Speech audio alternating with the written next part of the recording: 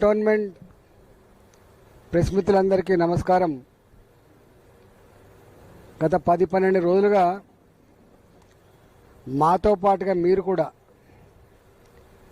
మేము చేస్తున్నటువంటి కార్యక్రమాలని ప్రచారాన్ని నిరంతరంగా సమాజానికి ప్రజలకు అందించినటువంటి మీకు మరి ధన్యవాదాలు. నిన్న ప్రధానమంత్రి నరేంద్ర మోడీ గారు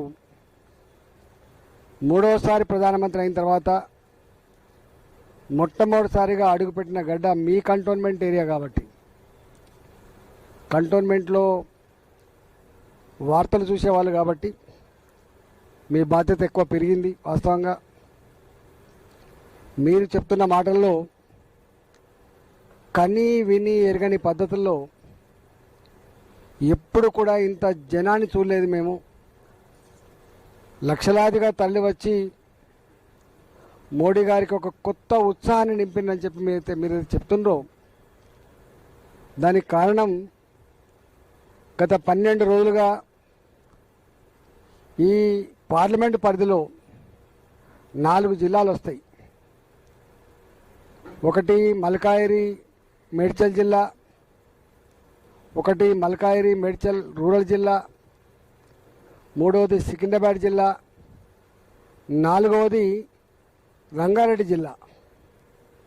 4 జిల్లాల అధ్యక్షులతో పాటుగా మాజీ శాసనసభ్యులు, మాజీ శాసన మండలి సభ్యులు, రాష్ట్ర స్థాయిలో వివిధ హోదాల్లో ఉన్నటువంటి నాయకులు, మోర్చాలలో ఉన్నటువంటి రాష్ట్ర స్థాయి నాయకులు, జిల్లా స్థాయి పార్టీ మోర్చాల నాయకులు, డివిజన్ల స్థాయి నాయకులు, బూత్ స్థాయి నాయకులు, శక్తి కేంద్రాల నాయకులతో పాటుగా బస్తీలలో, గేటెడ్ కమ్యూనిటీలలో, అపార్ట్మెంట్లలో, కాలనీలలో ఉండేటువంటి పాలక మండలి కూడా వాళ్ళ సొంత కాలనీల కోసం, అపార్ట్మెంట్ కోసం ఎన్నుకోబడ్డ పాలక మండలి కూడా పూర్తి స్థాయిలో భాగం పంచుకోవడం, నార్త్ ఇండియన్ సమాజం, సౌత్ ఇండియన్ సమాజం, తమిళ్, కేరళ, ఇవాళ వారితో పాటుగా ఆంధ్రప్రదేశ్, వారితో పాటుగా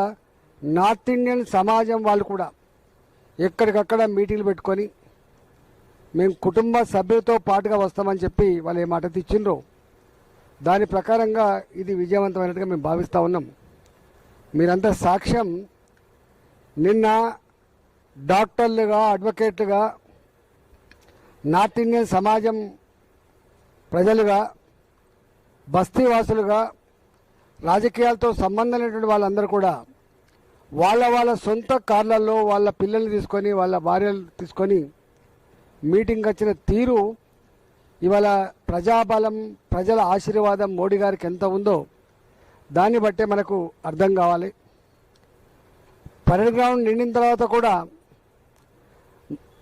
ఈ గ్రౌండ్లో ఎంతమంది అయితే ఉన్నారో అంతమంది బయట జనం ఉన్నారు. అటు కరీంనగర్ రోడ్ల కానీ, ఇటు కంటోన్మెంట్ రోడ్ల మీద కానీ, అటు ప్యాట్నీ రోడ్ల మీద కానీ పెద్ద ఎత్తున వాళ్ళు జనం ఉన్నారు. అంటే ఎక్కడ నిన్న సాయంత్రం నుంచి మొదలైతే ఇవాళ ఇప్పటి వరకు ఇంత గొప్ప సభను ఎప్పుడు చూడలేదు. గింత ఎర్రటి ఎండలో కూడా లక్షలాదిగా తరలి వచ్చి గింత విజయవంతమైందని చెప్పి నమ్మలే అని చెప్పి చెప్తా ఉన్నారు. దాంట్లో ప్రధాన భూమిక పోషించినటువంటి నియోజకవర్గం మొదటి నుంచి మీకు చెప్తా ఉన్నాం. ఎక్కడో ఆదిలాబాదులో, కరీంనగర్లో, ఖమ్మంలో ఈ 45 డిగ్రీల ఎర్రటెండలో తల్లి రావాలంటే కష్టమవుతుంది. మల్కాయిరి పార్లమెంటు 40 లక్షల ఓట్లతో దేశంలోనే అతిపెద్ద పార్లమెంటరీ కాన్స్టిట్యున్సీగా ఉంది కాబట్టి ఇక్కడ నాయకులకి, కార్యకర్తలకు కొదవ లేదు కాబట్టి, ప్రజల ఆశీర్వాదానికి కూడా కొరత లేదు కాబట్టి 1,00,000 మంది తరలి వచ్చి, మల్కాయిరి పార్లమెంట్ పరిధి నుంచి 1,00,000 మంది తరలి వచ్చి దీన్ని విజయవంతం చేస్తామని పిలిపించినాం.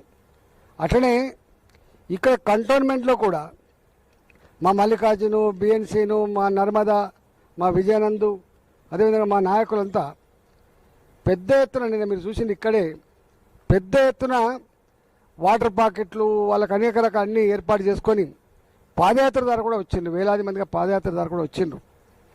ఇలా వాళ్ళందరూ కూడా మల్కాయిరి పార్లమెంటు పరిధిలో గొప్పగా పనిచేసిన మా నాయకులకు కార్యకర్తలకు ధన్యవాదాలు తెలియజేస్తా ఉన్నా. అదేవిధంగా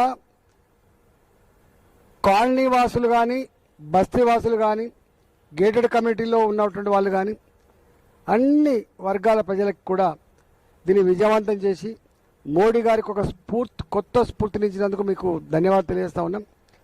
గతంలో కూడా సౌత్ ఇండియాలో ఎన్నికల ప్రచారంలో భాగంగా మోడీ గారు మొట్టమొదటి అడుగుపెట్టిన గడ్డ మల్కాయిరి గడ్డ. మీరంతా సాక్ష్యం. అప్పుడు మోడీ గారు కూడా ఊహించని పద్ధతిలో బిల్డింగ్ల మీద జనం నిలబడ్డ తీరు, జేజేలు పలికిన పద్ధతి మోడీ గారిని కదిలించి వేసింది. అనేక సభలలో వారు చెప్పుకున్నారు, క్యా తెలంగాణ హై, క్యా ప్రజా హై అని చెప్పి ఎట్లా చెప్పుకున్నారో దాన్ని తలపించే పద్ధతిలో, దాన్ని తలదన్నే పద్ధతిలో కూడా నిన్నటి సభ ఇంత ఎరటిలో సక్సెస్ కావడం అనేది ఇలా చాలా గొప్పగా భావిస్తూ ఉన్నాం. దాన్ని బట్టి అర్థం కావాలి, రేపటి భవిష్యత్తు భారతీయ జనతా పార్టీది మాత్రమే అని చెప్పి మేము చాలాసార్లు చెప్పినాం. చాలామంది మీకు ఉన్న ఎమ్మెల్యేలు 8 సీట్లే కదా, మాకున్న పార్లమెంట్స్ 8 కదా అని మీరు చాలామంది అంటున్నారు. కానీ ఈ రాష్ట్ర చరిత్రలో గతంలో ఏపీగా ఉన్నప్పుడు కానీ ఇప్పుడు కానీ సొంతంగా అసెంబ్లీ ఎన్నికల్లో నిలబడేటువంటి భారతీయ జనతా పార్టీ 8 సీట్లు గెలిచింది. మేము ఏ పార్టీతో అలయన్స్తో 8 సీట్లు గెలవలే, సొంతంగా 8 సీట్లు గెలుచుకున్నాం. అనేక సీట్లలో మేము నెంబర్ 2 స్థానంలో ఉన్నాం. మీకు తెలుసు, కరీంనగర్ కావచ్చు, అది హుజురాబాద్ కావచ్చు, అది కోరుట్ల కావచ్చు, అనేక దిక్కుల మేము సెకండ్ స్థానంలో ఉన్నాం. మేము ఎలిమినగర్ కావచ్చు, అంటే దాదాపు ఒక 20-25 స్థానాలలో మేము సెకండ్ పొజిషన్లో ఉన్నాం.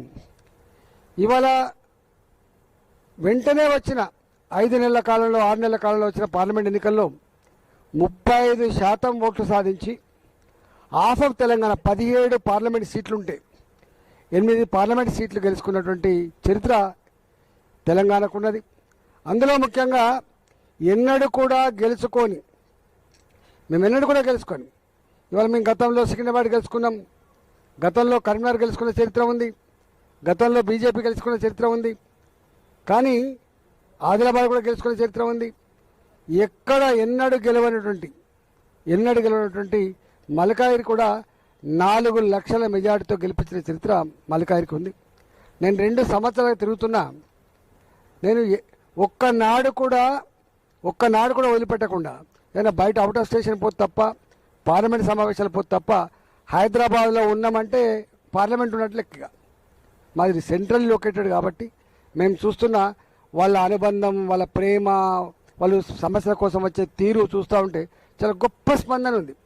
అంటే ప్రజలు అక్కడే చేర్చుకున్నారు. ఎవ్వరు కూడా ఇలా కాంగ్రెస్ పార్టీ ఇక్కడ ప్రజాప్రతినిధులు లేరు. మీకు తెలుసు, ఒక ఎమ్మెల్యే ఇక్కడ కంటోన్మెంట్ ఉంటుంది తప్ప ఎక్కడ లేరు. బీఆర్ఎస్ పార్టీ ఏమో వాళ్ళు ఇది మాది అధికార పార్టీ కాదు కాబట్టి మాకు పనిచేయరని చెప్పి వాళ్ళు వదిలిపెట్టారు. ఇవాళ అంతో ఇంతో ప్రజల మధ్యలో ఉండి ప్రజల సమస్యలు పట్టించుకొని పరిష్కరిస్తున్నటువంటి పార్టీగా భారతీయ జనతా పార్టీ ఉంది. ఇవాళ మేమున్నాం కాబట్టి ఈ ఒరవడిని, ఈ పరంపరని రాబోయే కాలంలో కూడా కొనసాగించే ప్రయత్నం చేస్తాం. మేము డివిజన్ల వారీగా మీటింగ్ పెట్టుకున్నా, నియోజకవర్గాల వారీగా మీటింగ్ పెట్టుకున్నా, మొన్న పార్లమెంట్ వారీగా మీటింగ్ పెట్టుకొని చేసుకున్నాం. మళ్ళీ ఒక 2-3 రోజులలో 2-3 రోజుల పరిధిలోనే తప్పకుండా మా పార్లమెంటు పరిధిలో ఉన్నటువంటి పార్లమెంటు స్థాయి నుంచి మొదలుపెట్టి బూత్ స్థాయి వరకు ఉన్నటువంటి క్రియాశీల నాయకుల, కార్యకర్తల యొక్క ఒక మంచి మీటింగ్ కూడా పెట్టుకొని మరోసారి ధన్యవాదాలు చెప్పేటువంటి ప్రోగ్రాం చేస్తాం.